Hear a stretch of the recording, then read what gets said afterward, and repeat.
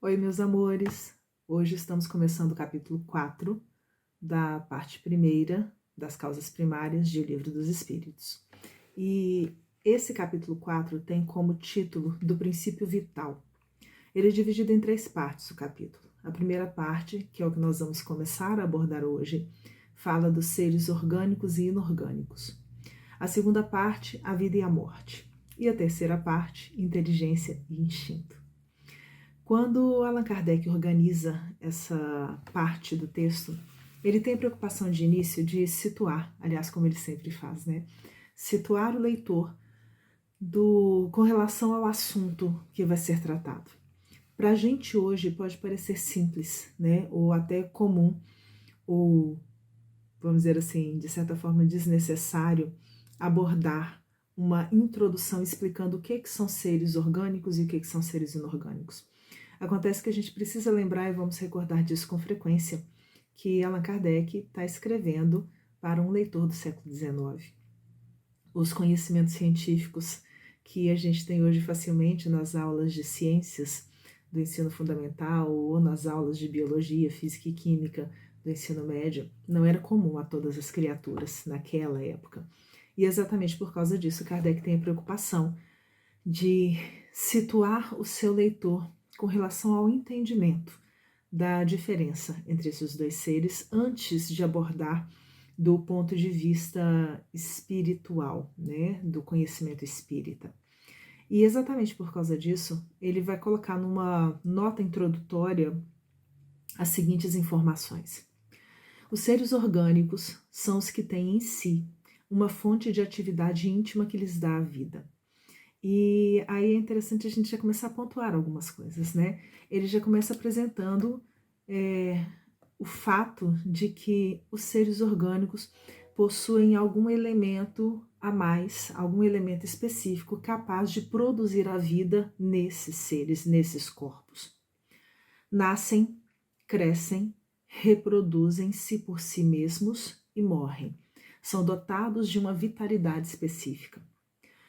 São providos de órgãos especiais para a execução dos diferentes atos da vida. Órgãos esses apropriados às necessidades que a conservação própria lhes impõe.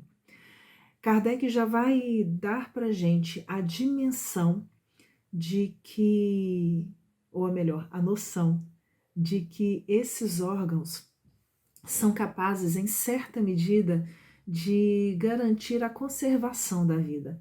Eles conseguem encontrar alguma espécie de equilíbrio, né, entre essas partes para fazer com que esse elemento produtor da vida continue existindo de alguma forma. Coloca ainda que nessa classe são compreendidos os homens, os animais e as plantas, nessa classe dos seres orgânicos.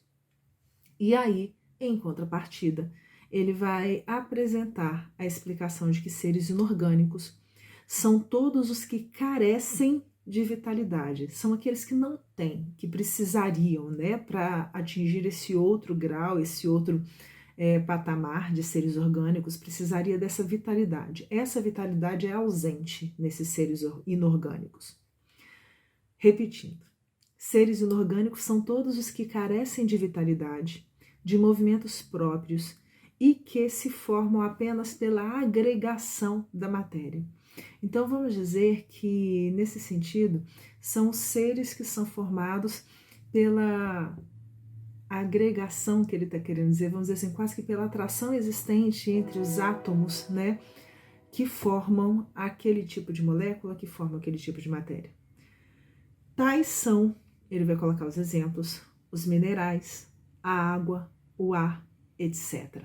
E ele termina assim essa explicação inicial para situar o seu leitor dentro daquilo que é importante que ele entenda. Nós vamos começar hoje a partir da pergunta 60.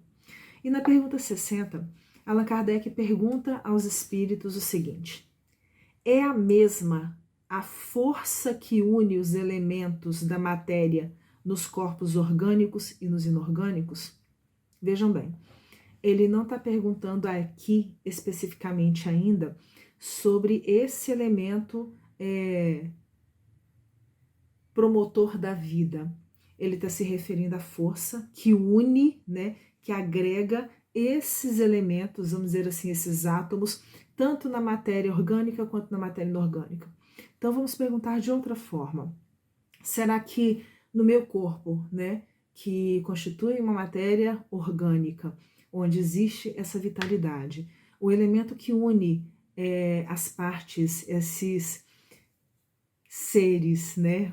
É até esquisito a gente falar em seres, né? Mas vamos pensar assim, esses elementos microscópicos, os átomos, as moléculas, etc. O elemento que une esses átomos na matéria orgânica é o mesmo elemento que une nas matérias inorgânicas? A pergunta é exatamente essa. E os espíritos respondem que sim. A lei de atração é a mesma para todos. Essa lei que atrai esses elementos todos, né, constituintes da matéria no nosso campo de existência é a mesma para todos os elementos. E, inclusive, essa lei de atração é a mesma para todos os elementos do universo, inclusive dos elementos que a gente ainda não conhece. Questão 61.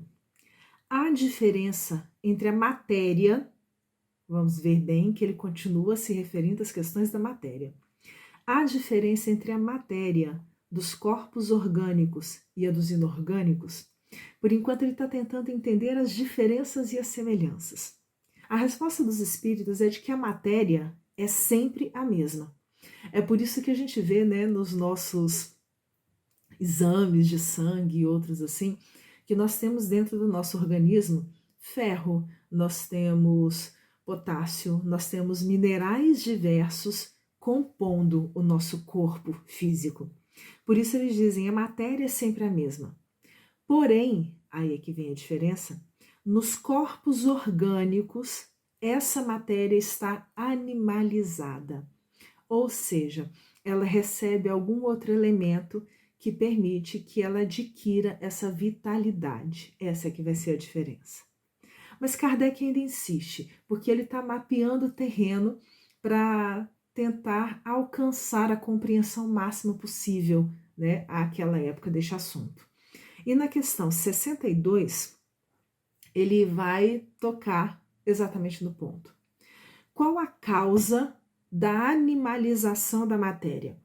Já que na pergunta anterior, né, eles responderam que a diferença é que nos corpos orgânicos a matéria se encontra animalizada, aí Kardec aproveita o gancho.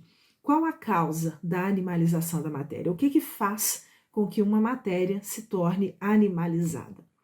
E os espíritos respondem que é a união, sua união, a união dessa matéria com o princípio vital. Com este princípio promotor da vida, causador da vida. É isso o que vai causar essa animalidade da matéria. Por fim, porque a gente vai parar por aqui, na questão 63, ele vai tentar aprofundar o entendimento desse princípio vital. E ele vai tentar buscar aonde que se encontra esse princípio. Por isso ele vai perguntar da seguinte forma. O princípio vital reside em algum agente particular? Ele se encontra em alguma parte específica, em algum objeto específico, em algum agente específico, né, dentro da criação do universo? O princípio vital reside em algum agente particular ou é simplesmente uma propriedade da matéria organizada? Mas tem uma outra pergunta. Numa palavra, ele é efeito ou ele é causa? É efeito ou é causa? Ele está em algum lugar específico ou ele é uma propriedade dessa matéria quando ela se organiza? E os espíritos respondem de uma forma muito interessante, principalmente porque eles estão querendo entender, aliás, Allan Kardec está querendo entender se esse princípio vital está presente dentro da matéria ou se ele está fora da matéria de algum modo. A ideia seria mais ou menos essa. Por isso que ele pergunta, né? É efeito ou é causa? É a causa dessa presença da matéria organizada ou ele é um efeito, um produto dessa matéria organizada? E os espíritos respondem uma e outra coisa.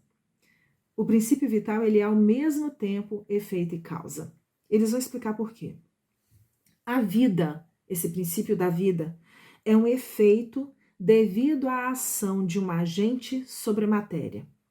Traduzindo, alguma coisa age sobre a matéria, né, e provoca essa vida. Por isso que a vida é um efeito devido à ação de um agente sobre a matéria.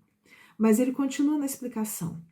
Esse agente, esse elemento que produz a vida, sem a matéria não é a vida. Do mesmo modo que a matéria não pode viver sem esse agente. E aí é interessante, né? Vou voltar nesse trechinho. Esse agente sem a matéria não é a vida. Esse princípio vital, se não estiver em contato com a matéria, ele sozinho não vai produzir a vida. Ao mesmo tempo em que a matéria só se torna viva a partir do momento em que está em contato, em que está associada a esse agente, a esse princípio vital. E eles completam, ele, esse princípio vital, dá a vida a todos os seres que o absorvem e assimilam. Então, vamos dizer assim, a vida é o resultado da assimilação desse princípio vital pela matéria, da absorção desse princípio vital pela matéria. Ficamos por aqui. Na nossa próxima conversa, a gente encerra essa primeira sessão desse capítulo. Um beijo grande para todos vocês. Fiquem com Deus.